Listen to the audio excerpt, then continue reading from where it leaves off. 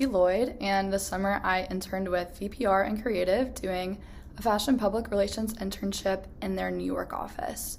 My responsibilities included PR giftings, editorial pitches, arriving inventory, and conducting warehouse returns, among the other duties that were needed to keep up the showroom. I applied to this internship on LinkedIn, but I found a specific email from a post on social media, and I was able to directly contact them to get an interview set up.